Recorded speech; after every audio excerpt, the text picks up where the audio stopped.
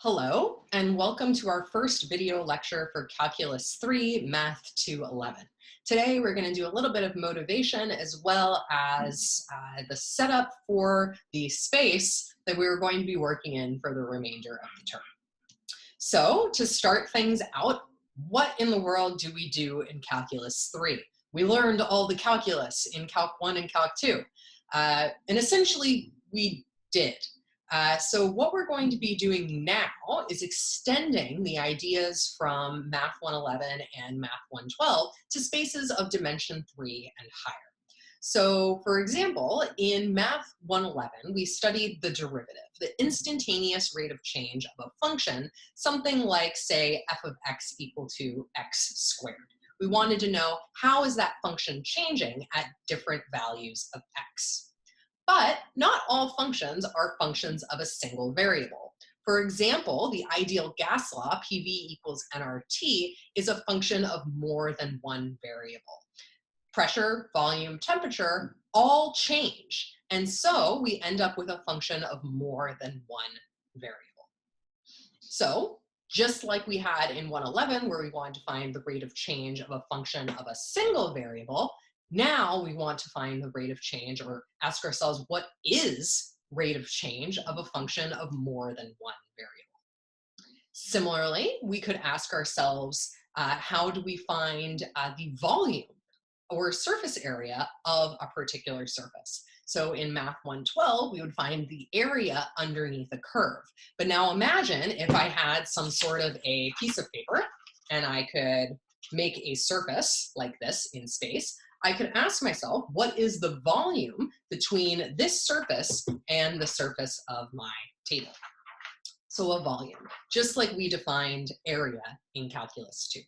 So these ideas, the concepts of rates of change and of volume and area, are going to be the ideas that we're going to carry forward into our spaces of dimension 3 and higher.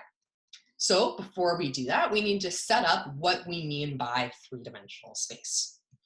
So this may be familiar to many of you, the idea of coordinate space, but just to be safe, we're going to do a quick little recap of it. So in three-dimensional space, our points are ordered triples. Points in two-dimensional space were pairs, x comma y, whereas now we're looking at ordered triples like x comma y comma z. So if I want to find a particular point, say I move over on the y-axis to get to a point, say y sub 0. I move down the x-axis to find a point x sub 0, and I move up the z-axis, so let's call it z sub 0. If I find where these points come together, so here, this point is going to be x sub 0, y sub 0, but then I go up to find my point z0. This point here is what I would call x0, y0, z0. And it is one of many, many points, infinitely many points in the rectangular coordinate system. In this course, we will be using other coordinate systems like polar coordinates, but that's not for a little bit while, so just hang tight. We'll go over that when we actually need it. So one important point when we're dealing with the coordinate system, an important point, is the origin. So just like we had an origin in our two-dimensional coordinate system, we also have an origin here. That origin point is where the x, y, and z axes meet at the point 0, 0, 0, and that is what we call our origin. We're going to be using the origin as a point of reference for a lot of what we're doing moving forward. One other point that you're going to need is this idea of the right-hand rule giving us a setup. And it says that if we're trying to figure out how the axes and which direction they go, we can use the index finger of our right hand. So this is probably going to be reflected for you. So the index index finger of the right hand is pointing in the direction of the positive x-axis. So this is my positive x-axis. The other fingers are going to be pointing in the direction of our y-axis, and our z-axis is going to be pointing upwards. So I can always move around and get an idea of where my coordinate axes are based on this right-hand rule. So let's go ahead and look at an example, as well as see some of the important planes in space that we'll constantly be referring to. So to give us a little bit more of a sense of dealing with the coordinate axes, we can go ahead and plot the point 2, 3, 5.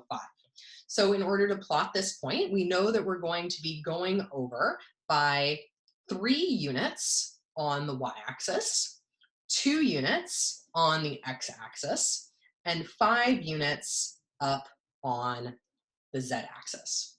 So again, to help us deal with finding these points, it's best, I find, to go ahead and find those points in x, y, and then again, once we find the x, y coordinate, we're just going to shoot that point up to z equal to 5 on the z-axis. So we can plot that point, lifting it up to z equal to 5, and that's going to give us our point 2, 3, 5. And within these coordinate space, there are these special planes. We'll come up with a very rigorous definition for a plane, but what we call the coordinate planes. So when I started out at the beginning to find out that first x, y point, I was essentially existing in flatland, existing in the xy plane. So here, this plane that I'm labeling out in green, this is what we call the x, y plane.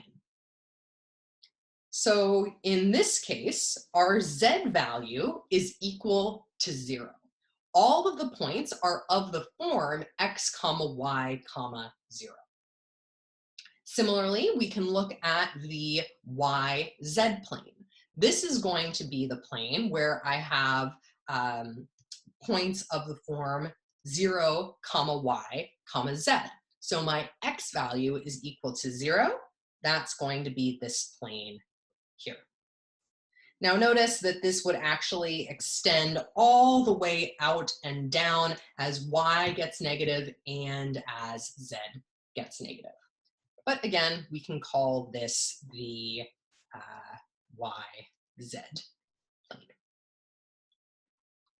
And last but not least, we have the XZ plane. So that is going to be when my y coordinate is going to be equal to 0. So I have my values for X and Z, but my y values are all going to be 0. So this is going to be my, so trying to find a nice color here, my XZ plane. So just matching these up in terms of colors, we have those x, y, 0 points giving us the XY plane. Finally, we can also define the simplest kind of plane. It's when we fix a particular value of x or of y. So for example, we could go ahead and look at the coordinate plane when, let's say, x equals 10. So the x equals 10 plane, we can see by, again, moving down by, so we have 3, 4, 5, 6, 7, 8, 9, 10. And I'm fixing that value of x at x equal to 10. That plane is going to be and look like something like this.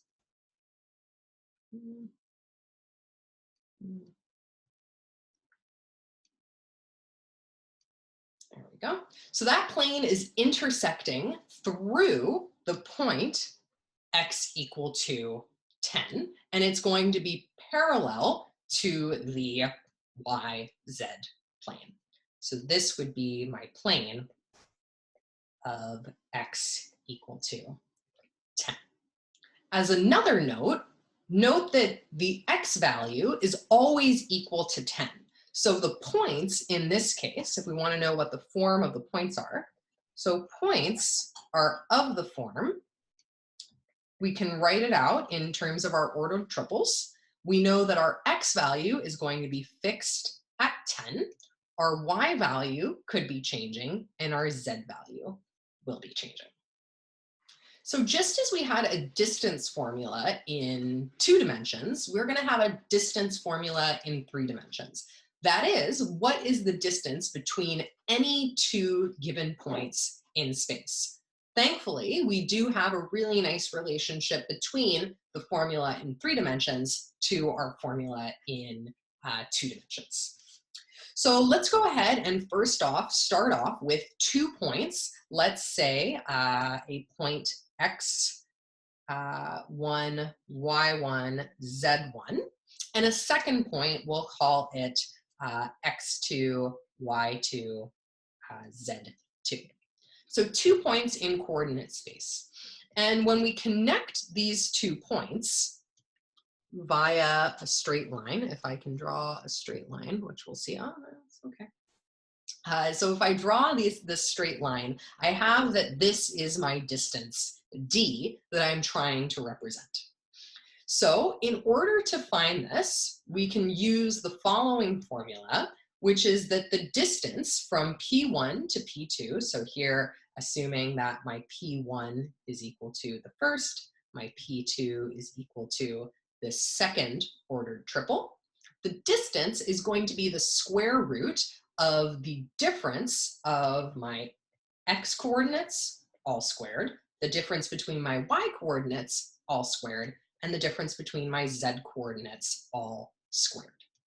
Now, you might be asking, how do we get this? And thankfully, the proof isn't all that difficult.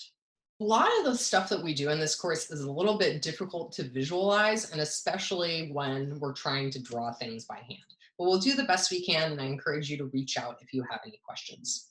So to help us out, we can notice that, well, I can create a triangle in 3-dimensional space. This may be kind of twisted in some direction given the difference between the x's and the y's. But something that we can notice here is that the distance of the height of the triangle, or the height of this triangle, is just z2 minus z1. The question now is, well, how can we figure out what the distance between these 2 points here are? So essentially the base of the triangle. What is that length? The nice thing is that this length is inside of the xy plane. So if I imagine kind of dragging these points down to the xy plane, and we're going to say that this point is going to be like here in the xy plane, I have a distance between these 2 points in the xy plane. So here, this is a distance in the xy plane that we know how to calculate using our distance formula. And after a little bit of handy algebra work, you can easily show that the distance or that the length of this triangle by using the Pythagorean theorem is going to be equal to the following expression. So we can use this formula directly to find the distance between 2 points. So in this example, finding the distance between 1, 3, -2 and 2, -1, 3. And this is just a plug and chug, go for it example, finding distances. So in this case, we want to use the formula. So the distance from P1 to P2 is going to be equal to the square root of, we're going to get 2 minus 1 squared, my 2 x coordinates. Then I'll have my -1 minus 3 squared plus -3 plus 2 squared, all under a square root. which once we simplify, I'll get the square root of 1 squared plus 4 squared plus 1 squared, which is again here just going to give me the square root of 18.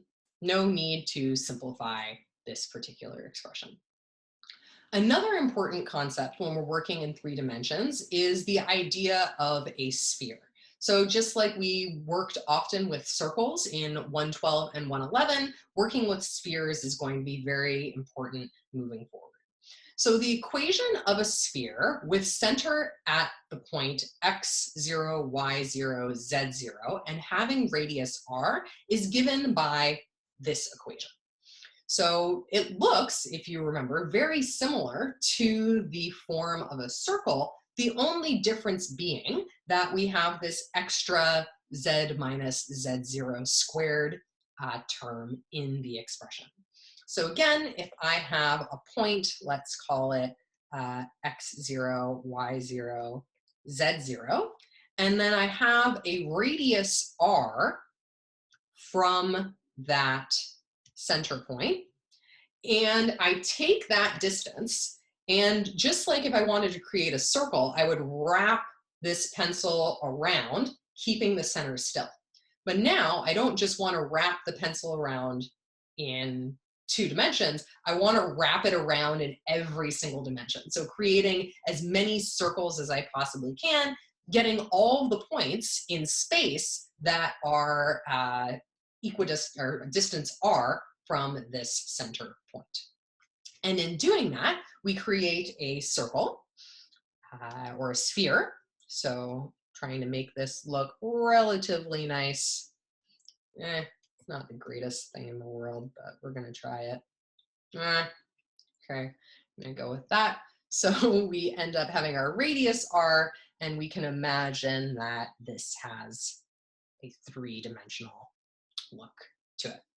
So again, equation of a sphere in 3-dimensional. So an example is to take an equation that looks not like the equation of the sphere and try to make it look like the equation of a sphere. Here you're going to need to use quite a bit of algebra and recap some stuff from pre-calculus in order to help us out here. So in this example, we just want to find the radius and the center of the sphere given by this equation.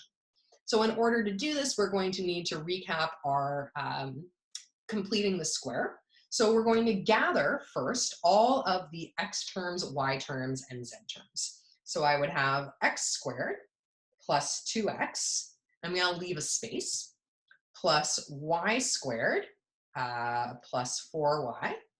Again, I'll leave a space, plus z squared minus 2z. And this is, again, all equal to 10. So my goal is to eventually have, again, something that looks like x and then something squared plus y something squared plus z and then something squared equal to something. So in order to do this, we complete the square. If you don't remember how to do this, I encourage you to go back to some pre-calculus notes or just do a quick Google of completing the square, or I'm happy to verify this in office hours. So to complete the square, what we end up doing is we take the coefficient of our x term, we divide it by 2, and we square it. So on this side, 2 divided by 2, 2 divided by 2, and then squared is going to give me just a plus 1. Since I added 1 on the left-hand side, I'm going to add a 1 on the right-hand side. Similarly, I take my 4 here, I divide it by 2 to get 2, I square it, that is going to give me 4. So I'm going to add a 4 here, and then add a 4 on the other side.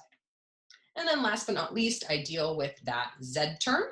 So I have -2, I divide it by 2, I get 1, I square it, and that is going to give me a 1. So again, I'm going to add a 1 to that side, and then add a 1 to that side.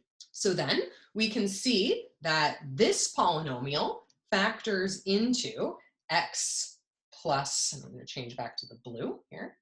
So I'll have x plus 1 all squared. My second polynomial here is going to factor as y plus 2 squared. And my last polynomial is going to factor as, being careful here, I've got that minus 2. So this is going to give me z minus 1 squared.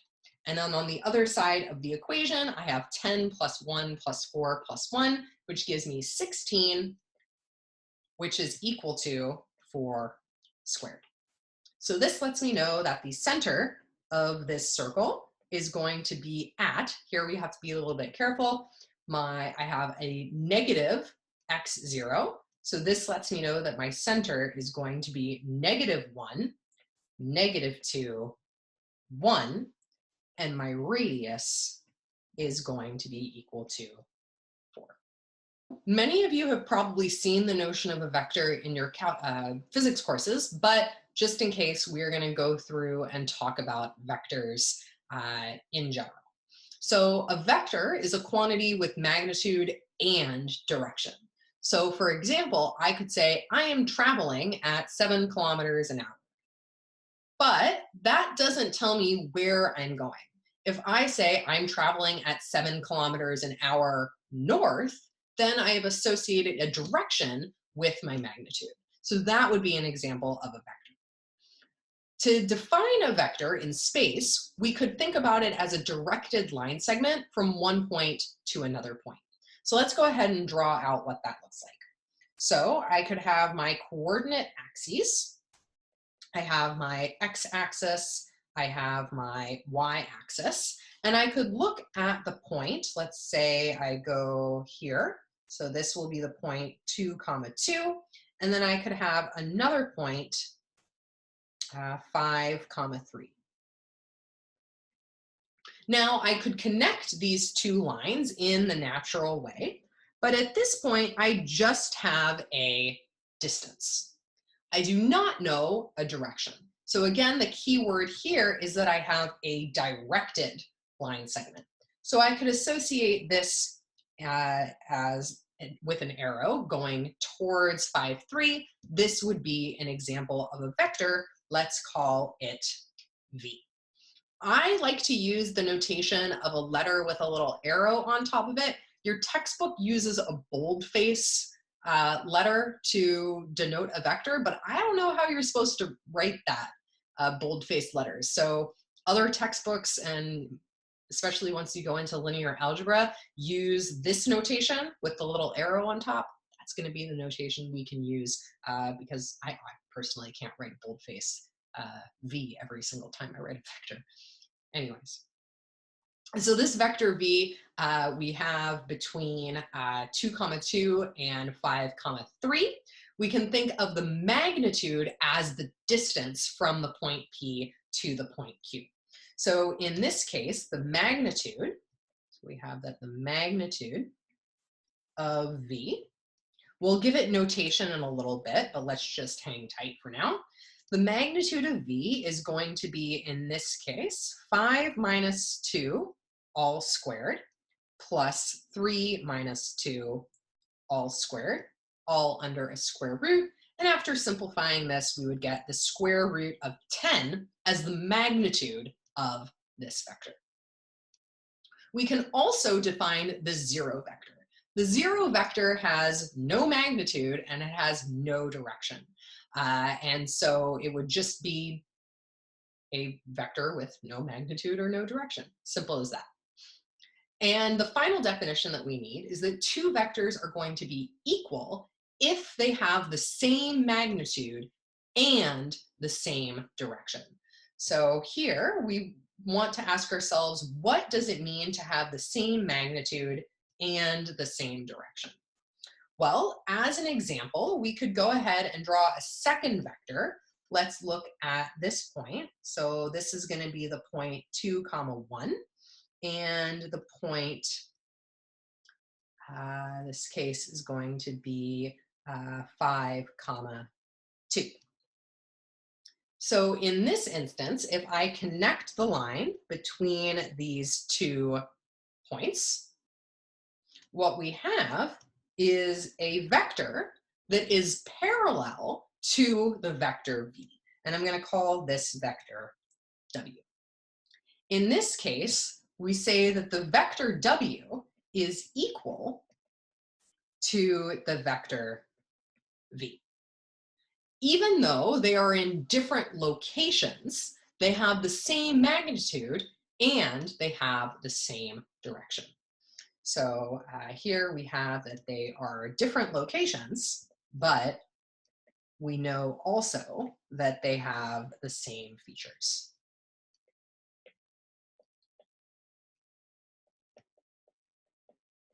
So the key thing here is that location doesn't matter in order for two vectors to be equal. We will constantly be moving vectors around, especially to the origin as a point of reference, to help us better understand vectors in space. So key thing here is that location does not matter when we're dealing with vectors, equivalent vectors. So to build our understanding of vectors, we have a few properties of vectors. We've defined what vectors are, we've discussed a couple properties of them, and now we want to talk about adding these vectors. And how do we do that? We add two vectors, v and w, by positioning w so that its initial point overlaps with the terminal point of v. So let's try to draw that out because that's kind of a bit of a mouthful in order to understand. So I could have my vector, let's call it v. So here is my vector v. And I have another vector w. If I want to add v and w together, I'm going to take my vector w and overlap its initial point with its terminal, the terminal point of v. So here I've got vector v, I have vector w, and if I look at this vector traveling from the initial point of v to the terminal point of w, this is going to be my vector, which I call v plus w. So this is how we geometrically add vectors. We'll come up with an algebraic equivalent later, but starting off with a geometric interpretation gives us a little bit of context for what we're doing. So this is what our vector addition is going to look like. So once we have properties of, or the definition of vector addition, we can get different properties about vector addition. So for example, vector addition is what we call commutative. This is a word that you probably haven't heard since grade school or middle school, I guess, probably, where you would learn that 1 plus 3 is equal to 3 plus 1. So, for example, in the context of vector addition, this means that if I add vector v to vector w, that is going to be the same as adding vector w and then adding vector v. Now, this might sound a little bit wonky to start off with. So let's think about how does this actually work in a geometric context? Well, I know that I'm going to copy this image here to help us out, and so save us some time making pictures. So here I have my vector v plus w. But I could also think about what w plus v is going to look like. So that would look like if I started with my vector w, so here, having my vector w, and then having my vector v. Let's try and get that nice and straight. So in this case, I have my vector w first, my vector v second. And so we can see in this case that v plus w is equal to w plus v. A second example that we're going to run into is the idea of associativity. So associativity is similar to commutativity in terms of adding and where our brackets are. So associativity says that if I have three vectors, so let's say u plus, and then I add to it v plus w, that is going to be the same as having u plus v plus my vector w. So again, drawing a picture might be a nice way to help us understand what's going on here. So in the same vein, we could start off with a vector, let's say u. So here I'm going to have this be my vector u. And then I could have my vector v, which goes maybe in this direction. So here's my vector v. And then I have my third vector, let's call it w, which could go straight up like this. So in order to figure out what this u plus v plus w is, notice that if I look at this vector here is going to be u plus v. Very similar to what is here. I have my vector u plus v, and then I can travel by u plus v to w to get u plus v plus w. So again, using a different color in here. So this orange is going to be my vector u plus v plus w. You can do a very similar argument for showing that this is going to be equivalent to u plus v plus w. See if you can draw that out. Next, we have the additive identity. The additive identity is what we call the zero vector. So it's not zero, it is the zero vector that we are adding to different vectors. The difference between those two is going to get a little funky, and we're always going to denote it by a zero with that arrow on the top of it. So what does that mean? Well, it means that if I have a vector u and I add it to the zero vector, that is going to be equal to my original vector u. I haven't changed it, which is equivalent to 0 plus the vector u. And finally, our last important property for when we're dealing with vectors is that what we call the additive inverse. So how do I get the zero vector? What do I add to the zero or to a vector v to get the zero vector? And so in that case, our additive identity is just the negative of our vector v. And this means that if I have my vector v and I add to it negative v, I'm going to get 0, the zero vector, which is going to be equivalent to negative v plus that original vector v. You can think of this in terms of vectors once again. If I have my vector v going in a particular direction, my vector negative v is just going to be the same vector in the opposite direction.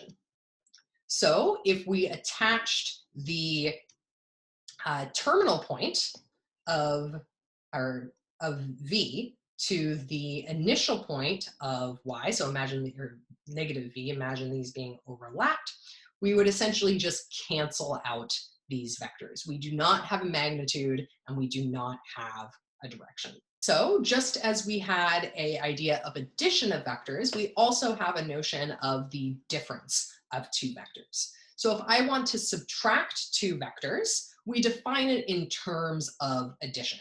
So we have that the difference of two vectors, v minus w, is just going to be v plus the negative of that vector w. The second definition that we run into is the idea of a scalar multiple of a vector. And this vector, so if I have a scalar c and I multiply my vector v by this scalar c, I end up with a new vector that is in the same direction, but it has a different magnitude. So the key here to remember when we're dealing with scalar multiples of vectors is that, again, it does not change direction. It only changes magnitude.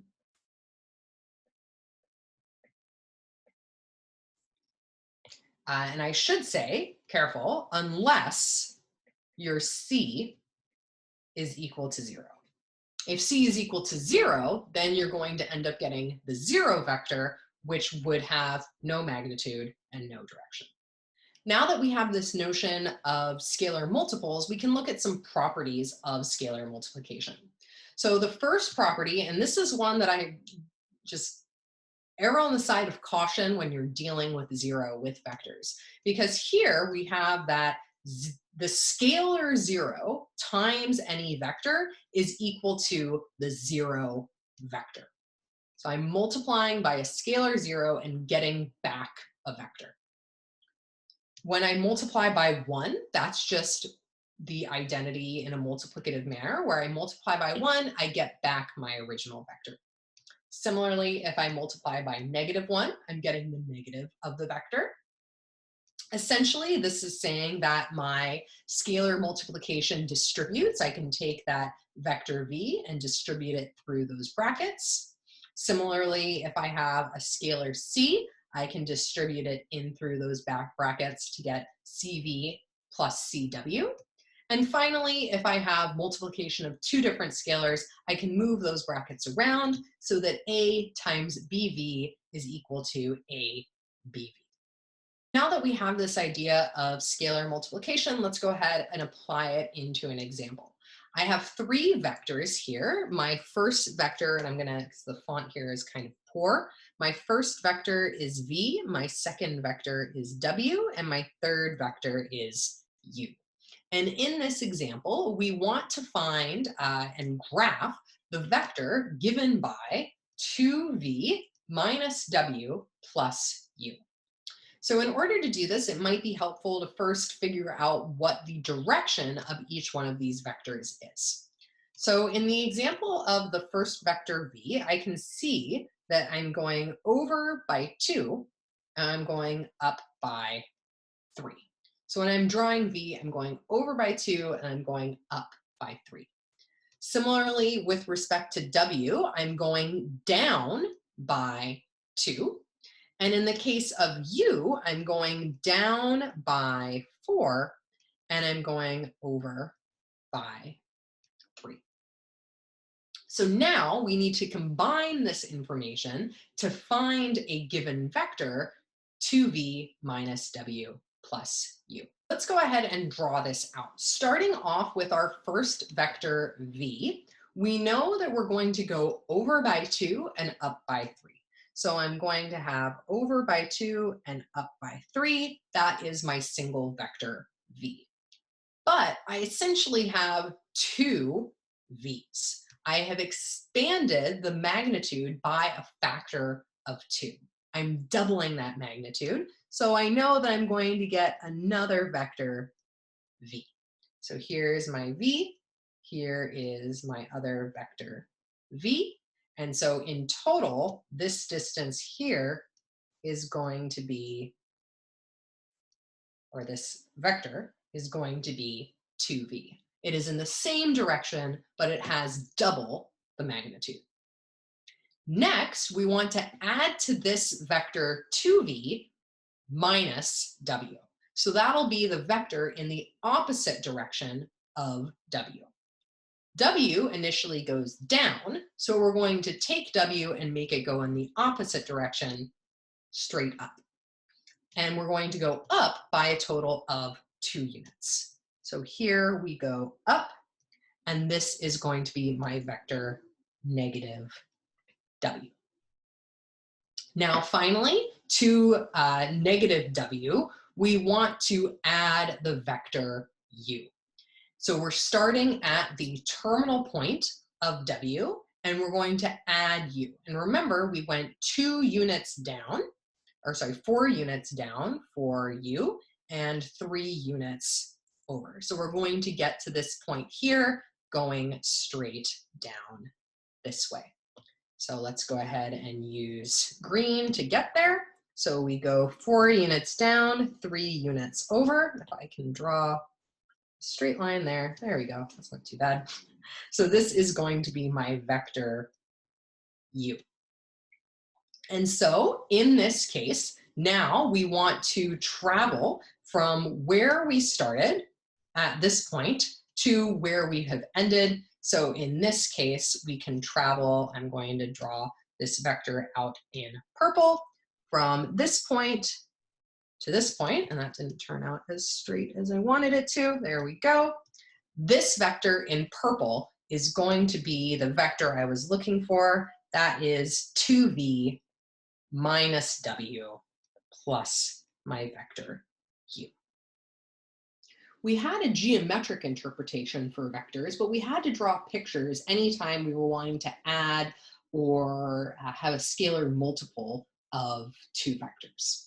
So now we're shifting to an algebraic definition of a vector so that we can more easily add, subtract, and do scalar multiples of vectors.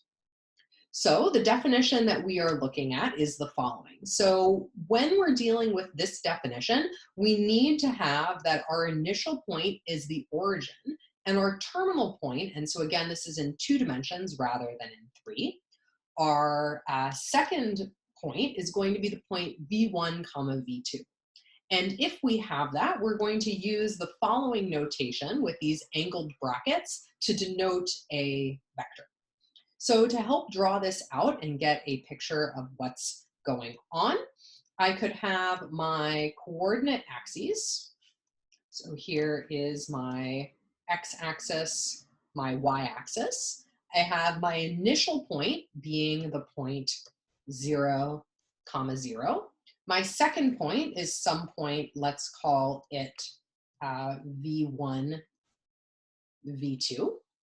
And the vector that connects these 2 points is what I'm going to call my vector v, which has this angled brackets v1 comma v2. And these individual values, v1 and v2, are called the components of the vector. This form here with these angled brackets is often called component form. We'll be using this a lot throughout the course of the term. In general, any vector whose initial point is the origin is what we call a position vector. We can interpret vectors generally in space and move them towards the origin and have those be equivalent vectors. Because remember, from our geometric interpretation, 2 vectors were equal if they have the same magnitude and the same direction. So if we move a vector that's, say, here, call this vector w, in this case, vector w is equivalent to vector v. They have the same magnitude and the same direction, but v would be the position vector. So let's look at this in a more concrete context. Again, relating a general arbitrary vector to its position vector. So let's go ahead and draw out our coordinate axes. Stay consistent here with my colors. So I can have my x-axis and I have my y-axis. I could have a vector which is given by, let's say, from the point 2, 4 until the point 3, 5. So let's look at this vector, and we'll go ahead and call this vector v. We can easily determine the magnitude of v, but first of all, let's also look at a second vector. Let's look at the vector here. This is a position vector going from the origin to the point 1, 1. So this vector is the vector w. And here we have that our vector w in component form is equal to 1, 1. But we can notice that 1, 1 is equal to 3 minus 2, 5 minus 4. vector W is equal to vector V, even though they're in these different directions. So we have that this is also equal to my vector.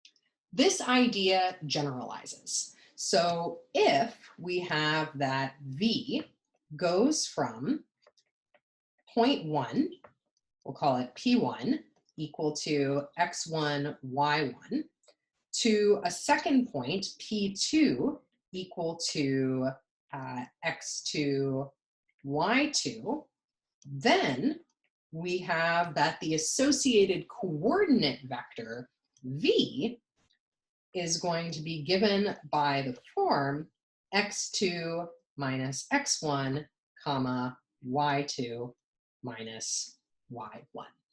So anytime we have two arbitrary points and a given direction in which way we're going, we are able to write a coordinate form, a position vector for those 2 points. So just as we had our definitions of operations in terms of a geometric interpretation of adding 2 vectors, we now have those same ideas with our component form when algebraically adding 2 vectors or subtracting 2 vectors together. So if I have 2 given vectors, v and w, in their component forms, and if I have a scalar c, then I have the following properties. The first, I have that v plus w is going to be equal to the component forms, just adding these individual components together. If I'm taking the difference of 2 vectors, I take the difference of the individual components. And if I have a scalar multiple, I'm just going to multiply each individual component by that vector, or sorry, that scalar c. So again, putting this in the context of a concrete example, let's go ahead and find the vector negative v plus 2w. So to start this off, we're going to have negative v plus 2w is going to be equal to, well, I'm going to be multiplying my vector v by a negative number. So here I'm going to get negative 4 times negative 5 times positive 2, plus to that I'm going to multiply the individual components of w by 2, which is going to yield negative 18, negative 8, and 2. So that was using our third property of scalar multiplication. Next, we're going to use the first property, because I'm adding these 2 vectors together, and just add them up component-wise. And once we do that, negative 18 and negative 4 gives me negative 22, negative 5 and negative 8 will give me negative 13, and 2 and 2 will give me positive 4.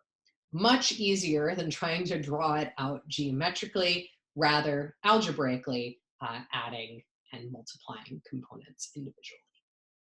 Once again, we are with the exact same properties as we had geometrically, but now this is relatively easy to prove algebraically using the definitions on the previous side.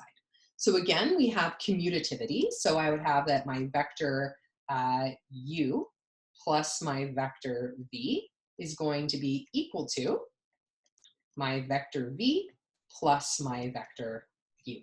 That is the definition of commutativity. Associativity, same thing. We get that u plus v plus w is going to be equal to u plus v plus w.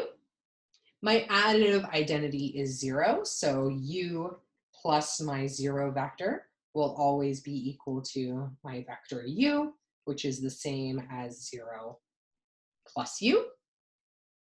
And our additive inverse is negative v for our vector v. That is that v plus negative v is equal to 0 is equal to negative v plus v. Each one of these can be proven individually by remembering that we have component forms for these vectors. So for example, in the proof of commutativity, we would have that, so here's a little kind of mini proof. We would have that u1 comma u2 plus, getting my here, v1 comma v2 is going to be equal to, we would get u1 plus v1 comma u2 plus v2 via our definition from the previous slide, but I can flip u1 and v1 around via commutativity of the real numbers, so that I would have v1 plus u1 comma v2 plus u2, which is going to be equal to my vector v plus my vector u. So just a little mini proof for that. Similarly, we have our properties of scalar multiplication. So we have that my scalar multiplication distributes, I can move those brackets around, and I have that anytime I multiply a vector v by the number and scalar 1, I'm just going to get back my original vector v. Finally, our last definition is that of parallel vectors. We somewhat alluded to this in the notion of vectors geometrically. However, we're going to now look at an algebraic interpretation of them, which is going to lead us into another discussion. So we say that two vectors are parallel if there exists a non-zero scalar c such that my original vector, so my original vector v, is equal to c times w. That is, that they are in the same direction, but they have different magnitudes. So here, this basically says same direction, but different magnitudes. Now you could imagine having two vectors, or my original vector v, and just stretching or shrinking it. So if this was a vector, my pen, and I could stretch or shrink this pen, it would still be parallel to my original vector, but it would just be either longer or shorter and in the same direction. In our earlier geometric discussion, we also talked about magnitude as being the length of the vector geometrically. And now we can apply that notion of magnitude into our algebraic context once we have the component form of a given vector. This is as natural as we could possibly imagine it to be. The magnitude of a vector in its component form is going to be equal to the square root of v1 squared plus v2 squared. How does that work? Well, remember that whenever we're starting off with a vector v in our component form, our beginning point, our initial point, is always going to be the origin. So I would have my vector v, which is equal to v1 comma v2. So if we look at the associated triangle in three-dimensional space, here's my v1, here is my v2. We can use the Pythagorean theorem and get that the distance, magnitude, will be the square root of v1 squared plus v2 squared. This also works in 3 dimensions, as we'll see in the next example, finding the magnitude of the vector 5, negative 2, 1.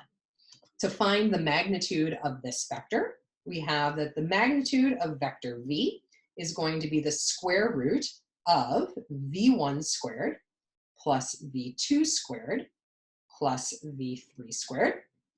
Thankfully, we have all the component forms here. So I would get 5 squared plus negative 2 squared plus 1 squared, which once we go ahead and simplify this, we will get the square root of 30.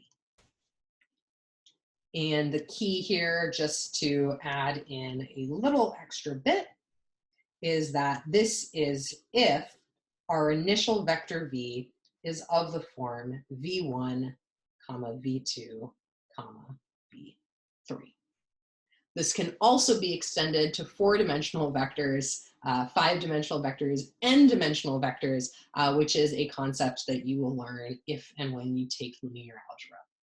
So to close off our discussion of vectors for now, we're going to talk about the standard basis vectors, which are going to be used frequently in our study of vectors and particularly in multivariable calculus. So the standard vectors are the vectors given by I, j, and k. They are special vectors of the form 1, 0, 0. So this is our x coordinate vector, our y coordinate vector, and our z coordinate vector.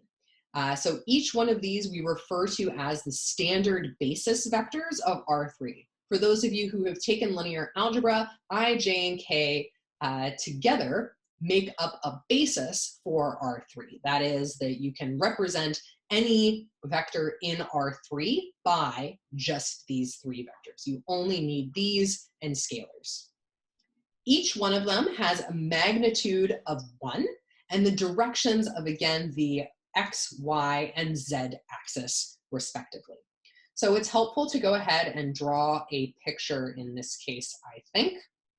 So if we want to look at our 3-dimensional coordinate axes, so here I have my y, my x, and my z axes, I can go ahead and draw out my individual coordinate vectors. So here, if this is the point 0, 0, 1, this is my coordinate vector, and actually I'm going to put these into forms. So this is going to be k equal to 0, 0, 1.